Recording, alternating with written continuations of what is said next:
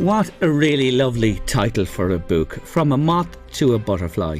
It certainly caught my attention, as did the pages as I turned them, reading Susan Smith Carey's memoir about raising her 3 boys who all were diagnosed on the autism spectrum. And she's with me in studio today, and I'm delighted to meet her. Susan, you're very welcome to the show. Thank you very much. Thanks an awful lot for joining me on the show. So let's paint the picture for listeners. Your husband, Noel, Yeah. and you had 3 boys. And today, just tell us their ages from the oldest down today. Okay, Thomas is 22, Michael is 21 in October, and William is 19. Okay, so they're men, Neil. They're now. young You men. might as well say they are young men at this stage. Now, this book is a recollection of a time from 1995 to 2005, a 10-year period. Yeah. Beginning sort of when the oldest arrived and the others came on the scene for that 10 years. And where did these thoughts and memories come from? You must have kept them, did you? Well, I'm inclined to have little post-its, right? So basically, rather than having post-its everywhere, and it got to the stage that I just decided to write it into a diary, because I didn't really talk to anyone as well. I was kind of saying, right, I spoke to such a person today, and it kind of ticked me off, but then you have to remember who you spoke to, who you have to get in contact with, and it's handy to have all that information together. So that's where it started, do you know? So like from there, it's just basically, it was a whole diary. The lads read it and they asked me, you know, Mum, you have to publish this. So this comes from the boys. Yes. The boys wanted their mam to do this. Yes. And because they wouldn't have a recollection of all these events and things that happened to them as little fellas. Now, you begin in this book by saying that, you know, you have one child, or anyone listening today might have a child on the autism spectrum. To have 2 is incredible. To have 3, Susan. Yeah. Do you ever feel cheated by that or annoyed that all 3? Back then, I wouldn't have really thought about it too much because it was too mental and too chaotic. Now I wouldn't change them for the world. Absolutely. Yeah. Not for nothing. Yes, I do feel cheated, as in we could have got a little more support, but then I feel that a lot of people weren't either aware or up to date in regards to autism. Like, I hope it's all changed now and people are more aware of it, but back then they weren't. Yes. You know? And that's a theme that runs through this book with you. 2 things. Yeah. The bedlam in your house from early days. Yeah. Like, it's bedlam with a baby. But then when you have 3 of them, like, there's only steps of stairs between the 3 of them. Yeah. And they're all in this space, the 3 of them. But you didn't know, did you? You didn't realise there was no clear diagnosis. No, you see, starting out, when we had the boys, like, there's only a couple of months between them. And to be quite honest, I love being pregnant. I love being a new mom. They're beautiful young men now, but they were certainly beautiful babies. They look totally perfect. And when I look back and I look at the pictures, I just think they're gorgeous babies who are a handful lot of young men now. Do you know?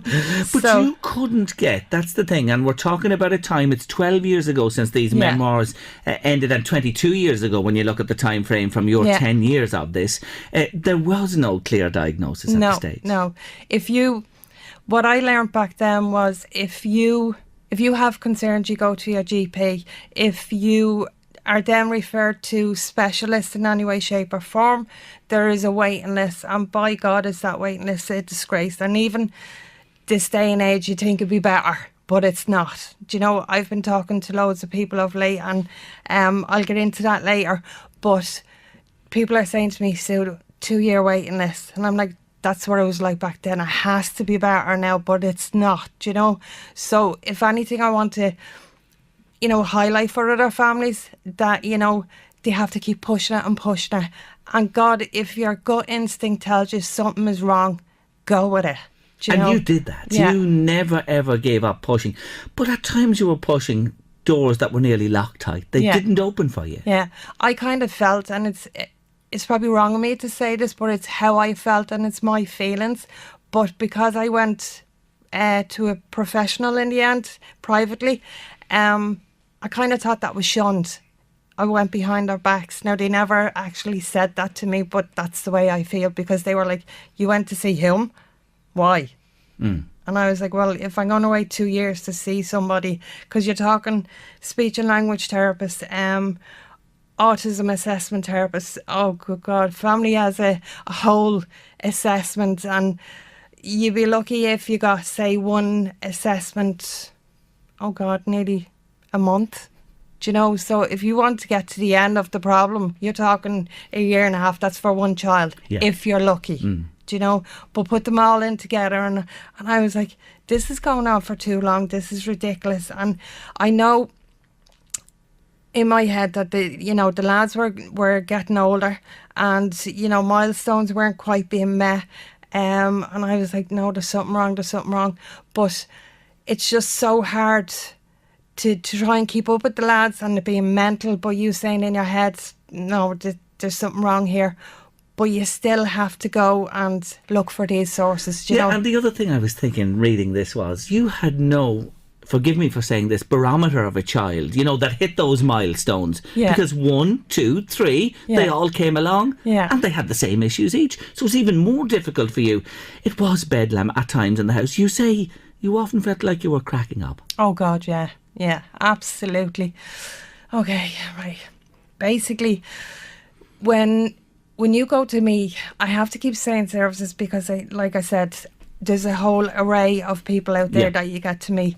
So I just pinpointed with the word services. But basically, you have to go and meet these people and you repeat your story over and over and over again. And I was getting really ticked off with that.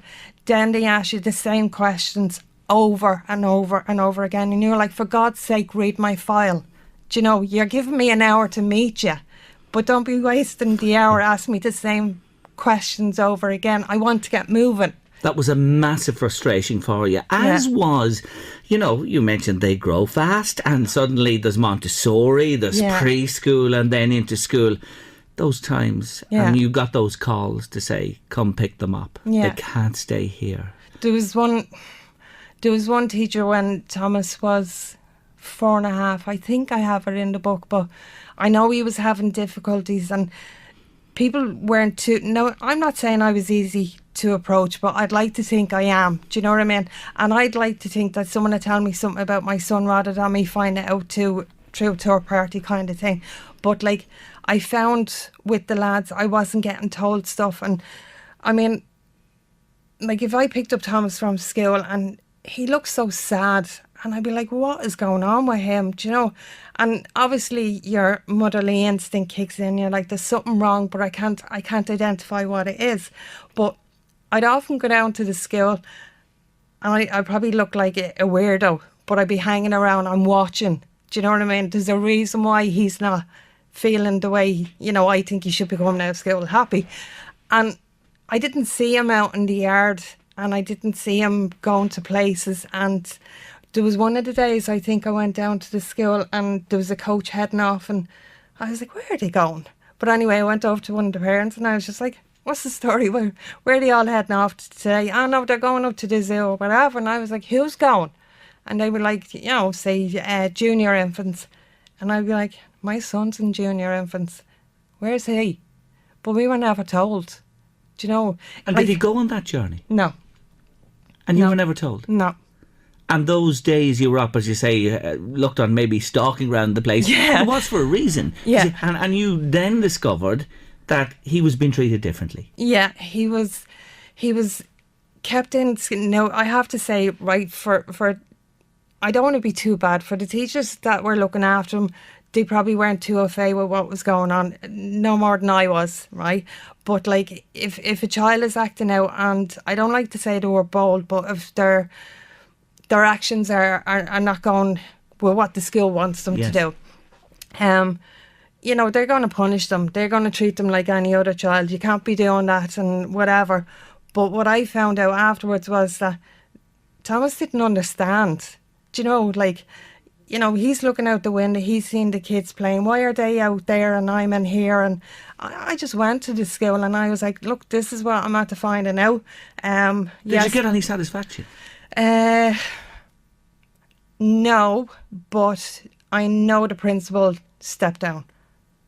So I went that far. Right, with it. But you have to keep going with it, and you have to say, but you have to have your proof, Jerry. Of course. You can't go down to them and say, look, I'm not happy with yes, you know, how I heard you spoke to my son or whatever. You have to have your proof, and my proof was me being there. Do you know, like, yeah, the weirdo hanging outside, but no, the things I seen. And then I went to other kids in the school, and I might say, you know, that kid over there, like, you know, how do you think he's mixing? And they'd be like, oh, he's a bit on his own, you know. And the kids actually got to know me, which I thought was strange, because the teachers still weren't aware that I was hanging about, like, do you know what I mean? But I don't want to portray myself as a complete weirdo. I did this for my son. You were doing what a mother would do because you were concerned for, and that's only an example of one of your boys. You had 3, and there were different issues with them all. Tell me the story of Thomas and the dead cat. Oh, good God. Okay. Right, Thomas, when he was younger, he loved animals. He loved frogs, he loved bees, he loved anything to do with wildlife and stuff like that. And he collected them. Now, okay, Jerry, when I was 8 myself, I would have collected bees. But my mum would tell me to let them go, so you have to let them go home. But Thomas wanted them as his friends. Right, and bottom line of all of that, he was at to being indoors, but he was outside, and somebody saw him poking a cat with its stick, and then the owners of the cat had come down, and she went ballistic. She had the cat in her hand, and she shoved it into his face, and she was like, "Look what you did!" And I was like, "What the hell?" And she said, "I know he did it. He collects frogs, he collects, you know, bees." And I was like, whoa, back off. But at the same time, I had to push Thomas behind me and push her. No, not physically, like, you know, a big push. I was like, you need to step back and you need to calm down. But while I was doing that, Thomas was behind me. But the bottom line was, yes, like, Thomas loves all these animals. And I brought him in, and I was like, Thomas, if I slap you, that is wrong. If you get, say, a star in school, that's good. And I was like, do you understand between good and wrong? And he'd look at me, and I'm like, oh, Jesus Christ, like, you know, am I getting through to him? So anyway, I was saying to him, like, hitting an animal is wrong, and, you know, collecting bees and whatever, they have families, you have a family, you have a mammy and daddy, you know, this kind of thing. But anyway, for love nor money, for a good while, I could not figure out if he was telling me all I needed to know, if he was telling me the truth. If he did it, I don't know. Did you ever find out? I did. Did he? No. He didn't? No. But he just admitted to this. He just said, oh... He did say that he had a communication problem, yes. And I think he just told me, to shut me up, kind of. Do you know what I mean? Like, because you have to understand, when you're bombarding a child with a load of questions, they have a load of sensory processing going on, and if your tone is too loud, they probably think you're shouting at them, but you're not. If your tone is too low, you're not serious enough. But this is the way I work with my lads. If I talk to them generally, and I say, lads, I'm really peed off about something, and I say in a monotone, then I'm their friend and they haven't done anything wrong. But if I kind of raise my voice a little bit and say, lads, I am really not happy with that, they get the gist that there's a different tone level. But it turns out that the cat had died around the corner. A dog had brought her around. It took me 3 weeks to get to the bottom of it, and I knocked on doors. You know, I knocked on neighbours' doors, and anyone that, but I was just so fortunate that I was in the right place at the right time, and I might hear someone talking about it, you know. And it turned out the dog had brought her around, and it got into the garden. And Thomas, he did find it. He just picked it up. That was it. And he was poking it. It just shows you know, how mud sticks, and that's really what that little story was. And he remembers that.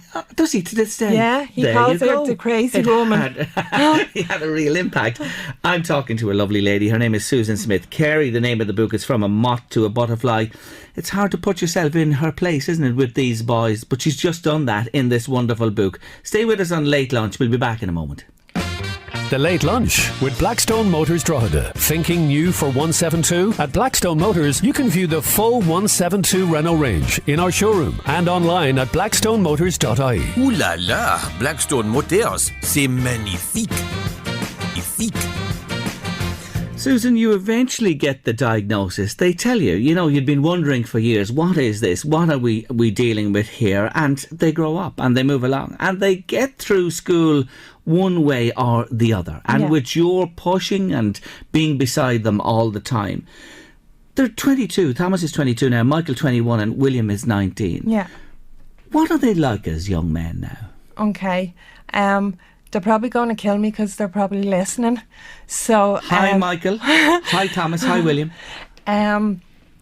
Thomas is a personal trainer. He is a masseuse, a nutritionist, and he's done gym work with children and stuff like that.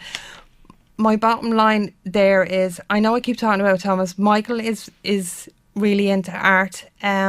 He wants to do art and media. William is he's actually working part-time and he's studying IT in college as well.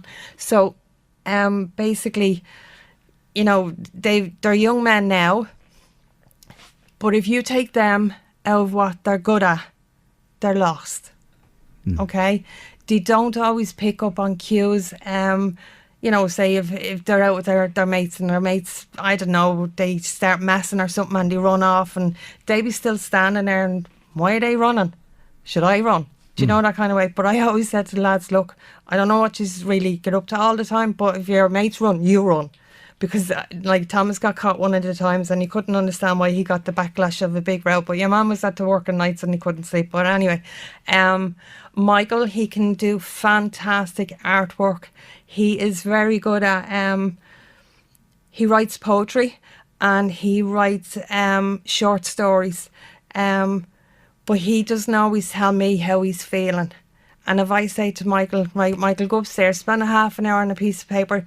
If you read Jerry, what he comes back to you, what's in his brain, do you know, part of it would break your heart. And the other part, for the three lads, I have to say, you'd be really proud of them. Yes. Do you know, that kind of way? But proud of them you and Noel should be. Because when you tell us where they're today, from, what you experienced in those formative years when they were smallies and all the bedlam that went on there, haven't they done well? They have done well. They've done extremely well. They nearly drove us to the brink of, I don't know, totally cracking up, But I always say they're my boys. And I'm the proud mother of those boys. And I will stand, even to this day, I don't particularly like if someone is putting them down, not encouraging them in the right way. Certainly, and I know Noel is listening as well, if I think he's stepping up and he's saying, look lads, you shouldn't have done that, and if I think he speaks to them wrong, I'll step up that way as well. But you have to have the person in the house that the lads are afraid of, because, Jerry, these are young men and they can have aggression as a young man. And they have needs and desires and wants of any other younger person. And they have the hormones that go on with it. And they have the Asperger's and the autism and whatever, do you know? So if I didn't have Noel to say, come here, you, do you know, I don't know what I do half the times, because sometimes with Michael in the past, he would be aggressive in a sense that he'd be that close to you. And I'd be like, Michael, back off. But I don't want to challenge him because I don't know what the outcome is going to be. I take a step back and he take a step forward. So that's what you're up against. It's not like when kids are younger, you say, you don't do that. They'd actually tell you to go and, yes. Do you know? So you still have your issues today. That's just life for you. Yeah. And Noel and the family as well. Couple of things you didn't tell your family or didn't want to tell your closer extended family about this. No. Here you are today talking to thousands and thousands of people and telling your story. Yeah. I found over the years, Jerry, that people didn't accept us. And basically they were very opinionated, but they didn't understand. Well, that's my way of understanding them. I just say they didn't understand, and that's them and that's their loss. My family, we are so close, but I was unsure of where I was at with the lads. I was so peed off being you know, having gone from Billy to Jack and waiting times and stuff like that. I didn't tell them because I didn't want to hurt their feelings. I didn't want them to worry about the lads. I felt that they had their own children, you know, and I didn't want them looking at their kids and wondering, is their kids like my kids as well? Because, you know, it's a journey and it's a difficult journey. But by God, I was raging afterwards. I didn't do it years ago. Yes. Do you know what I mean? Because the support, once I said it, was fantastic. Unbelievable. And I have to mention your mum and dad as well. Yeah. They were terrific, and I know they come up many times in the book also. The day you got respite. Okay. I was there with the two of you, yourself and Noel. I was standing with you. It was unbelievable, wasn't it? That for once, after all this time, 24/7, 365 days a year, there the two of you were sitting in your kitchen or whatever, and the Not boys known. were being looked after somewhere else. Yeah. Was that an unbelievable feeling? That was the weirdest feeling ever. As in, there was no noise, there was no giving out, there was no... From them to this day, you have the lads saying to each other, he's looking at me this way, he's breathing on me, his legs is touching me, I don't like that look, I don't like that tone, and all this will be going on all at once, so there is no peace, do you know? But anyway, when we got the rest, we were like, oh, what do? Do you know? And then we were like, okay. And I do remember one of the times, and I think it's in the book, that I actually rode up the stairs to be quiet. Do you know what I mean? And then I was like, that feels better now, do you know? But yeah, it's great, and if families can access it, you know, I highly recommend it.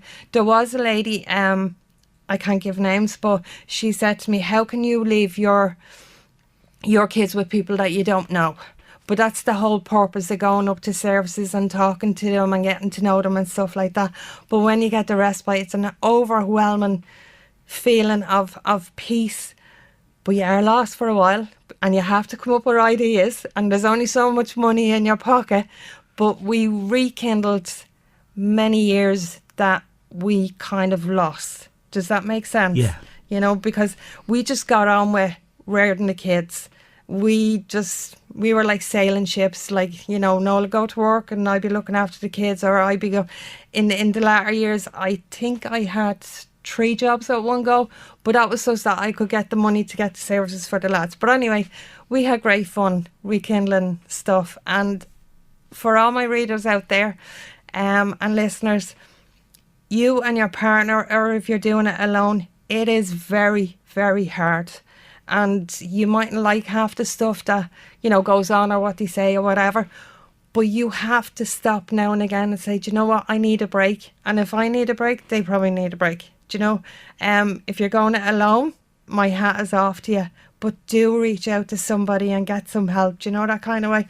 So we started going out and having dinners. We started going out to pictures.